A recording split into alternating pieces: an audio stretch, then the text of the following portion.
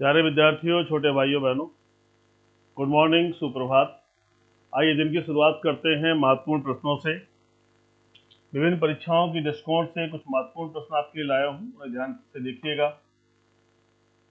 पहला महत्वपूर्ण प्रश्न है, संयुक्त मानवीय सहायता और आपदा राहत अभ्यास समन्वय 2022 कब से कब किया जाएगा?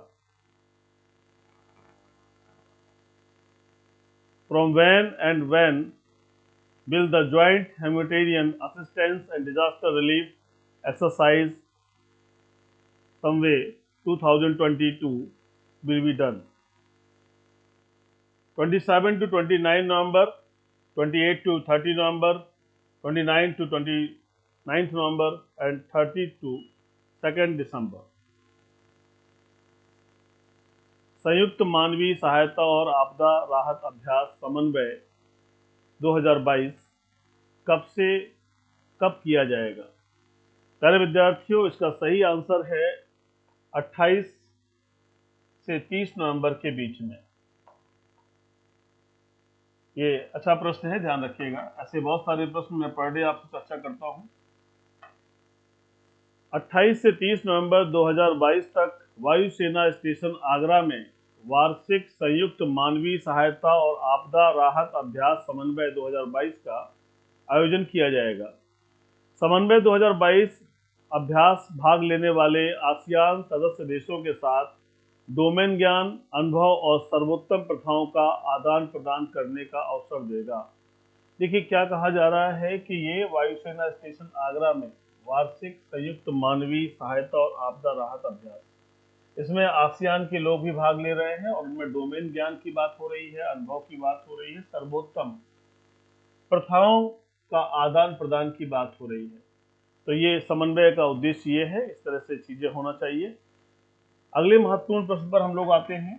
प्यारे विद्यार्थियों, जिन्होंने अभी तक मिशन इंस्टीट्यूट प्रयागराज को सब्सक्राइब नहीं किया है, प्लीज सब्सक्राइब कर लीजिए और उसका बेल आइकन भी प्रेस कर दीजिए ताकि हमारी सूचनाएं आप तक पहुंच सकें।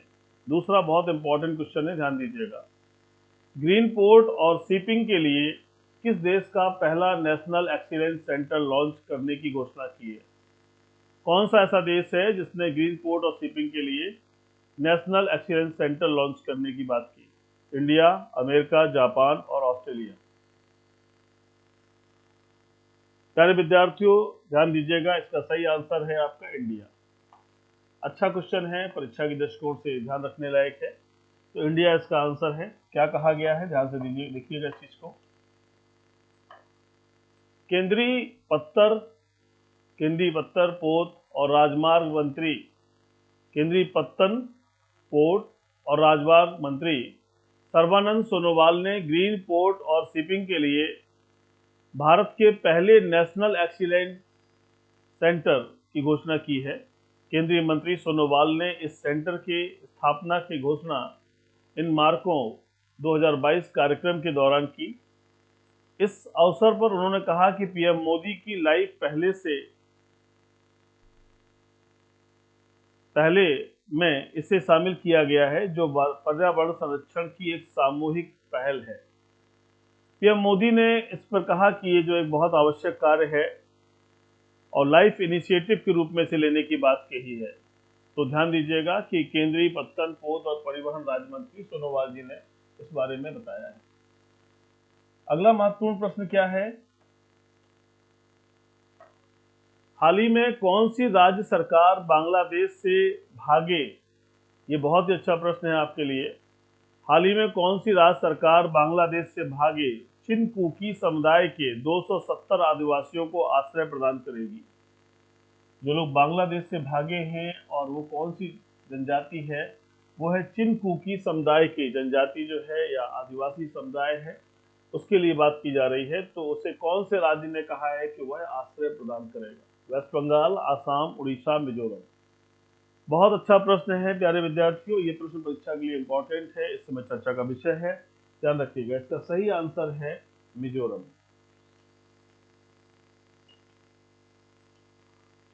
आइए, मिजोरम सरकार चिनकुकी समुदाय के 270 आदिवासियों को समान भोजन, राहत और आश्रय प्रदान करेगी।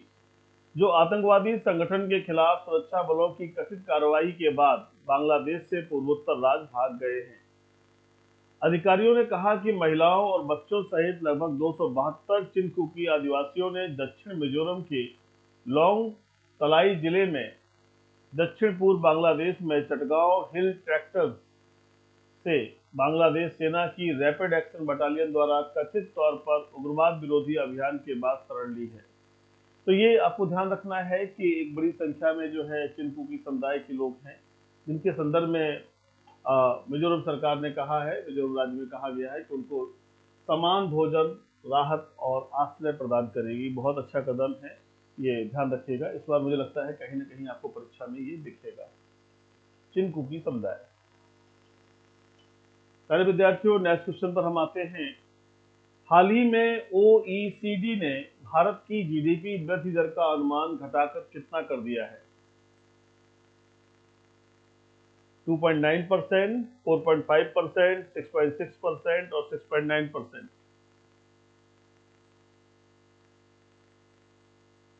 देखिए, वर्तमान में 6.6% किया गया है, ध्यान दीजिएगा। 6.9 था पहले, जिसे घटाकर कर दिया गया है, 6.9 से घटाया गया है और 6.3 किया गया है। तो ये ध्यान रखिएगा, ये अच्छा प्रश्न है इस बार के लिए। खासतौर से अभी जो तत्कालीन एग्जाम होने जा रहे हैं एसएससी जीडी वगैरह में, ये ऐसे प्रश्न आए हैं और आ सकते हैं। आइए अगले प्रश्न पर इसकी व्याख्या देखें। आर्थिक सहयोग और विकास संगठन ने वित्त वर्ष 2023 के लिए भारत की जीडीपी वृद्धि दर का अनुमान 6.9 से घटाकर 6.6 कर दिया है। ओईसीडी ने अपनी नवीनतम आर्थिक दृष्टिकोण रिपोर्ट में कहा कि अनियमित वर्षा के कारण भारत में आर्थिक विकास की गति धीमी हो गई है। देखिए, उन्होंने अपनी एक्सप्लेनेशन में कहा कि अनियमित वर्षा के कारण ऐसा हुआ है, नहीं तो विकास की गति 6.9 रहती है। आइए अगले प्रश्न पर चलते हैं। हाल ही में किस राज्य के एपीजे अब्दुल कलाम द्वीप से अग्नि 3 मिसाइल का प्रक्षेपण सफलतापूर्वक किया गया है? फिर से देखिएगा, हाल ही में किस राज्य के एपीजे अब्दुल कलाम द्वीप से अग्नि 3 मिसाइल का प्रशिक्षण प्रक्षेपण सफलतापूर्वक किया गया है?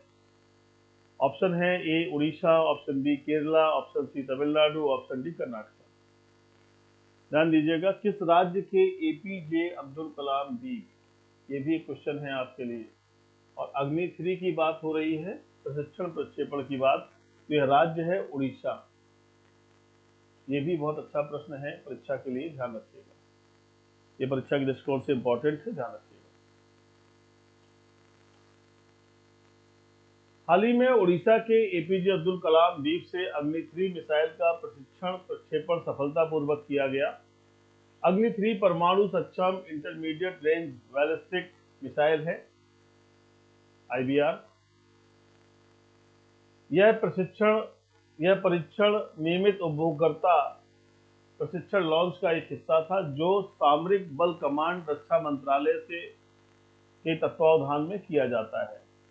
तो ध्यान रखना है कि क्वेश्चन बनेगा कि अग्नि 3 का प्रशिक्षण कहां पर हुआ है, प्रशिक्षण प्रक्षेपण कहां हुआ है, तो वो है एपीजे अब्दुल कलाम द्वीप, उड़ीसा से। ठीक है, सारे विद्यार्थियों, जिन्होंने अभी तक मिशन इंस्टीट्यूट प्रयागराज इस चैनल को सब्सक्राइब नहीं किया है, जरूर सब्सक्राइब कर लीजिए और उसके बेल आइकन को भी प्रेस कर दीजिए। और हमें कमेंट करके भी बताइए कि प्रतिदिन सुबह सुबह हम आपके सामने अनेकों प्रश्न लेकर आते हैं, वो आपको कैसे समझ में आ रहे हैं और उससे क्या बेनिफिट हो रहा है। जरूर हमें इन्फॉर्म करिए, ताकि हम इसकी श्रृंखला को आगे बढ़ाएं, इसमें और जीके और जीएस के प्रश्नों का समावेश करें, ताकि सुबह की शुरुआत एक अच्छी हो सके। आयुष बाजार 3 बिलियन अमेरिकी डॉलर से बढ़कर कितने बिलियन अमेरिकी डॉलर हो गया है? बहुत अच्छा प्रश्न है परीक्षा के लिए, ध्यान दीजिएगा, बहुत अच्छा प्रश्न है। Option A 5, option B 9, option C 11, option D 18। 3 billion अमेरिकी डॉलर से बढ़कर कितने बिलियन हो गया है? इसका सही उत्तर है 18 बिलियन हो गया है,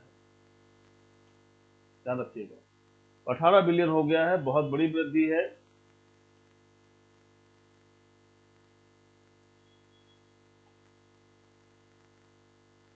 केंद्रीय आयुष मंत्री सर्बानंद सोनोवाल ने नई दिल्ली में 6वें भारतीय उद्योग परिसंघ CII आयुष कॉन्क्लेव 2022 को संबोधित किया, जहां उन्होंने कहा कि प्रधानमंत्री नरेंद्र मोदी के नेतृत्व में आयुष बाजार 3 अरब अमेरिकी डॉलर से बढ़कर 18 अरब अमेरिकी डॉलर हो गया है। उन्होंने कहा कि आयुष नागरिकों को समग्र स्वास्थ्य और चिकित्सा देखभाल प्रदान करके न्यू इंडिया के सपने को साकार करने में महत्वपूर्ण भूमिका निभा सकता है। तो ये बहुत बड़ी बात है कि 3 अरब अमेरिकी डॉलर से बढ़कर के इतनी बड़ी वृद्धि हुई है। ये परीक्षा के प्रश्न हो सकते हैं।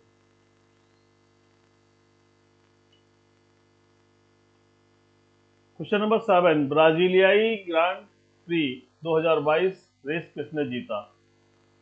Option A George Russell, option B Max Verstappen, option C Lewis Hamilton, option D Carlos सैइंज।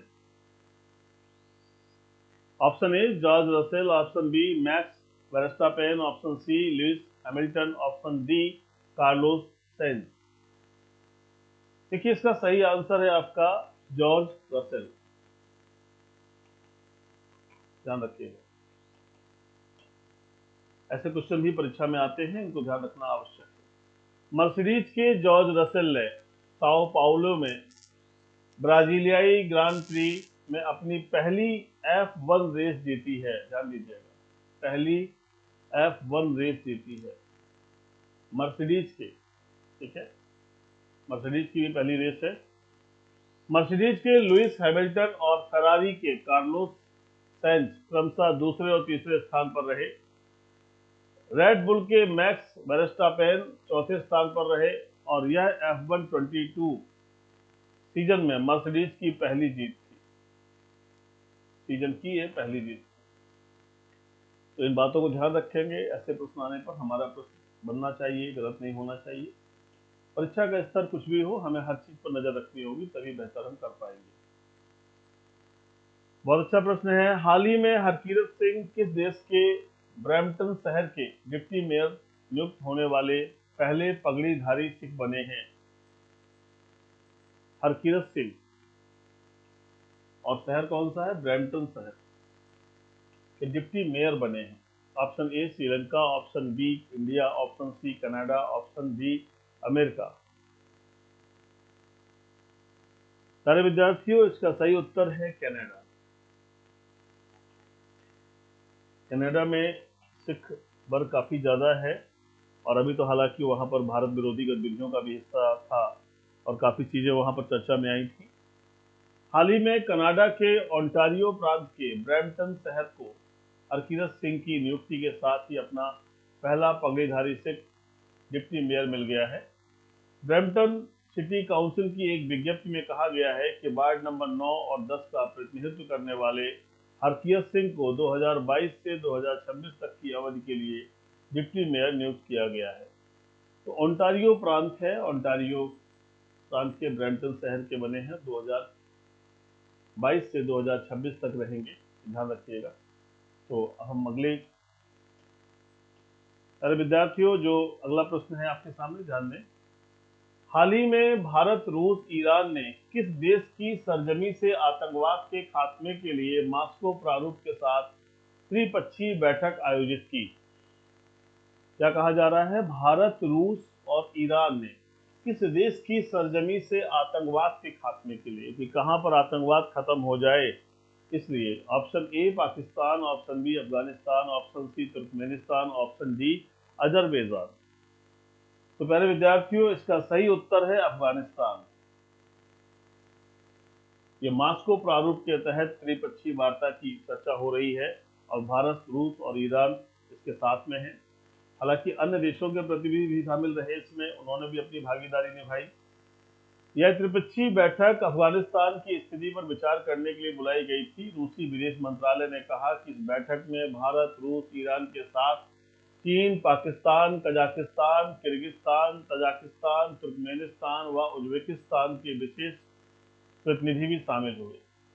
तो इन देशों के लोग भी शामिल थे, चीन के लोग भी आए थे, पाकिस्तान और कजाकिस्तान, किर्गिस्तान, तजाकिस्तान, तुर्कमेनिस्तान और उज्बेकिस्तान के विशेष प्रतिनिधि भी शामिल हुए और ये त्रिपक्षीय वार्ता संपन्न हुई मास्को प्रारूप के अनुसार। ध्यान दीजिएगा, मास्को प्रारूप।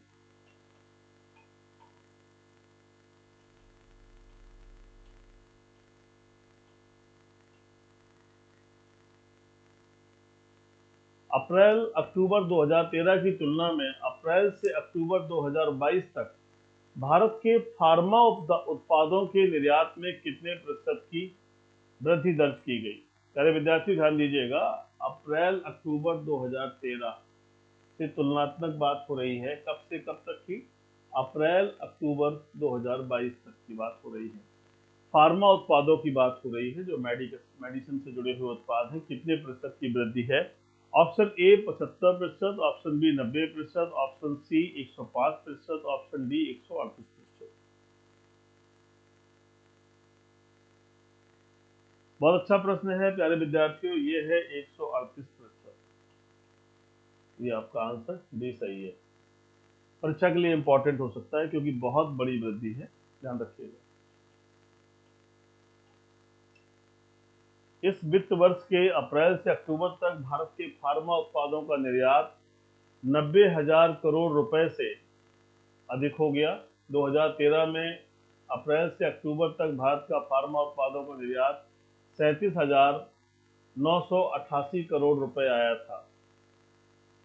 ये देखिए 37,988 करोड़ रुपए आया था और वहां कितना हो गया है? 90,000 करोड़ से अधिक हो गया है।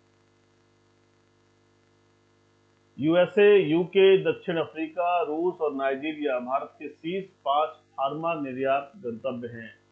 मतलब ये 5 जो है फार्मा के क्षेत्र के अग्रणी देश हैं। भारत भी है, नाइजीरिया भी है, रूस भी है, दक्षिण अफ्रीका भी है, यूके भी है और गंतव्य है। ये इंपॉर्टेंट पॉइंट है, ध्यान रखिएगा।